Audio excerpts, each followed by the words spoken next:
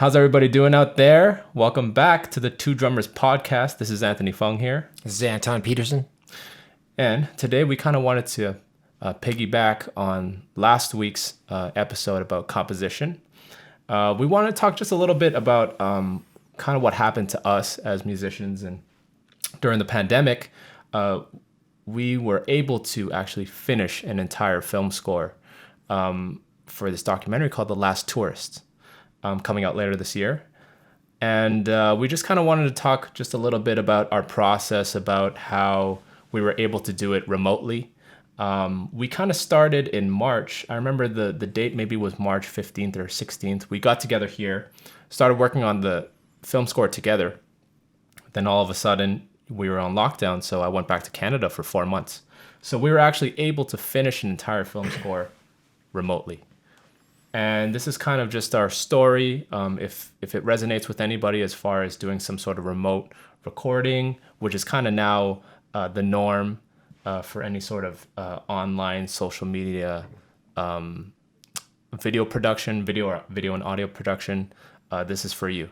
And I'll give it to Anton to kind of start it off with us today. So the first day we worked on the thing, we came together and we started working on the first piece of music. And we kind of did like a piano sketch.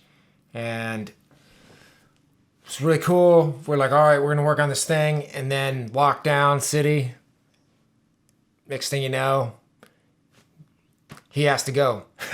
So we're like, okay, let's figure out how we're going to do it. So first we tried to use a version of Cubase where it allows you to remote record and stuff like that. And that didn't seem like efficient. And I'm an efficiency freak.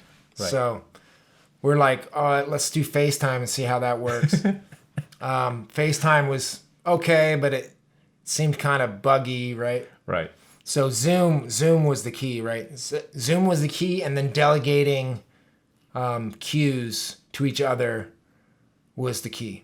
Right. So what we did was we went through and we took the producer's notes, and there was like 33 cues that we had to do. Mm-hmm. And we went through and watched the film, discussed it in detail, and what the scenes kind of needed and the vibes of the scenes. And we took each other's strengths into kind of, I would say, consideration. Right. And we went, okay, like, you like this and I like this, and let's start working on the music one by one, in sequence.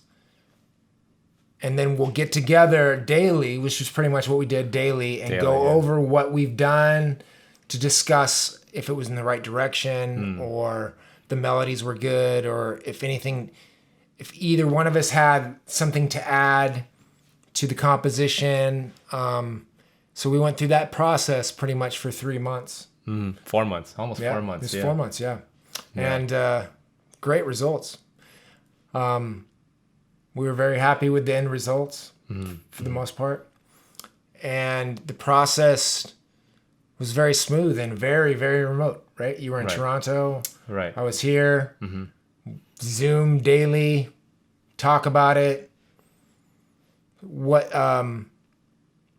So for you being in Canada, like, because you work very quickly, and we both work in a different way, which is pretty typical. But we both work very well together. But we have different, I would say, timings of our workflow. Yeah, our workflow is very, very different, for sure. Yeah, so what's your workflow as opposed... I'll tell my workflow once you tell yours. Yeah, sure. For me, I'm the type of guy that likes to get... If I have something pressing, anything that's music related, I'd like to try to get it done immediately, as fast as possible. That's just my own nature and my own hustle. For me, being in Los Angeles, it's away from my family, it's away from friends. Los Angeles here for me this is my career. So I kind of try to be very diligent with my time And seeing a lot of other really great musicians and other tons of friends over here in Los Angeles that has this kind of workflow. They're able to have a sort of mastery and profession with finishing things on time, especially in Los Angeles. That's kind of just resonated with me. So for me, especially with these cues, I try to knock them out as fast as possible. But sometimes, like we talked about last week with our compositions, it doesn't work that way. You know what I mean? It's really hard to force something, and force the magic and that essence that we were talking about. So yeah, with Anton and I, when we work together in person, we I think, in my opinion, we create some pretty amazing stuff. Absolutely. But at the same time, we do like to kind of have our own space and have that sort of time to ourselves to kind of figure out what is the essence of this one cue. What is the essence of this one composition? How do we get this one composition to the next and have it transition smoothly? So, anyways, that's sort of my own process. What about you? So for me, it can take me a little while to dig out the nugget out of my idea. And I'm not a great piano player. You're much better piano. And I'm not even a great piano player either. so it might take me a little while to find that thing that resonates with me visually. And there was a lot of reference music and very specific time points that needed to be hit for this film. Right. Let me quickly just stop you right there real quick. Just for anybody that hasn't experienced the writing for film or anything like this. This was, Antoine's a much more experienced film composer than I am. This was kind of my own first experience composing for film, and the way that we had it was that we already had temp music, that they call it temp music, that they had everything, the scenes already lined up to the music that they had in mind, kind of like a vibe or something like that. And we kind of had this canvas to work on, and we just took what they already had and try to make it original for ourselves. Yeah. Anyways, continue. So, being that there was very specific points and very specific things that the editors and the producers wanted to hit and wanted the vibe to be in a certain light, and they were using music that was, iconic from iconic composers. So it was a bit of a task to take something that's a reference that you watch visually and then take that and interpret it into something that's original, but hitting all the points that they need within the reference. Right. Because it kind of boxes you in a little bit. So the process for me is kind of looking at it visually and letting that kind of muse hit me, and then listening to the reference, but not over listening to the reference, but like really studying like the timeline of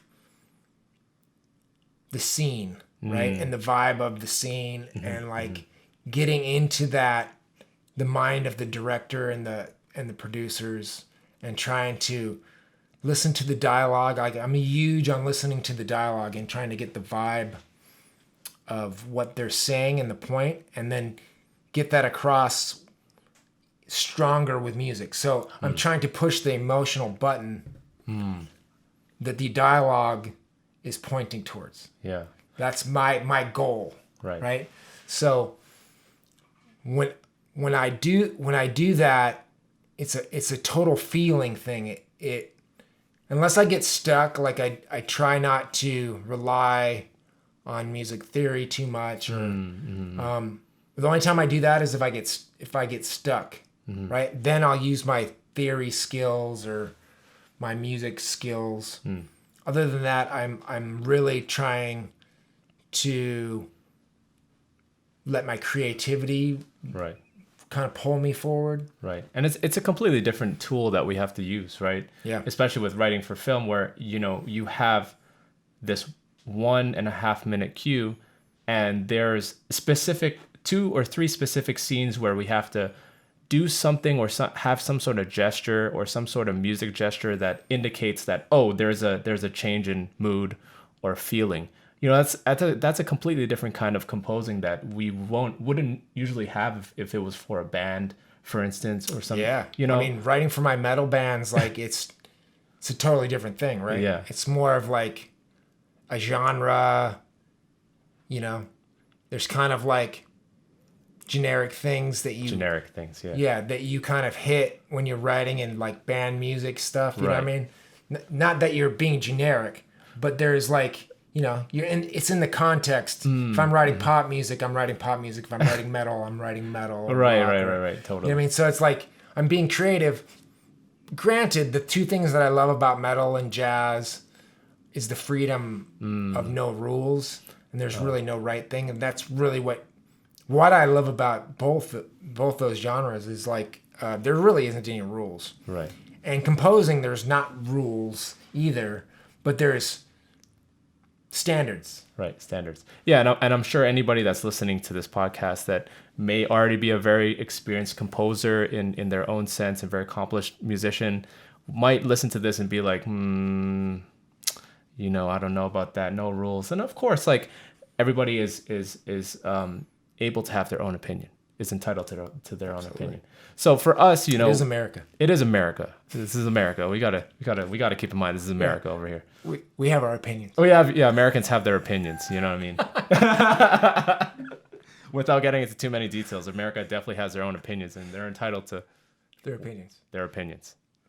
Wearing masks and not wearing masks. You know what I mean? Exactly. So anyways, for anybody that's listening to this and kind of just coasting along with our process, we just really would like to share with you guys, you know, we're having a great time doing this podcast together, but not only sharing our story, you know, but just to have you guys listen in is great fun for us. We're very blessed and honored to have this opportunity to now even have the time during this pandemic to start a podcast. So you guys are kind of just like, we being a part of the process. We kind of don't have nothing else to do. We kind of don't have nothing else to do. Just drinking tequila and nothing else to do. Do this podcast. Right. So you guys at home, if you're listening into this podcast, please like and share. You know, leave some comments. Tell us what you guys would like to have us talk about, and please, and you know, keep listening into our podcast weekly. We'll be continuing with our daily subjects and hangouts together, and So I would say, to end this thing, what is some advice on someone that's wants to work on like a film? Like what's the biggest piece of advice that you could give them? I'd say film something in your own, you know, everybody has iPhones now or Android phones. Film something outside, film something that you find interesting, put it up on Logic or Cubase or any sort of DAW that you have, and try to write a theme or try to write some music to that. And just have that ability of writing music to picture. I think that's a very important thing. And something that you'll find yourself having some sort of inspiration that you might not even have had before. Yeah, you can also like do it to films, like trailer films or like trailers or whatever. Like, just write to a scene. Right. You know? I used to do that. It's just an exercise, right? Just an exercise. You're exercising the muscle. Exactly. Cool. So with that being said, this is the end of our Week 5 podcast. This is Anthony Fung. This is Anton Peterson. This is the Two Drummers Podcast, and we will see you next time. Peace. Peace.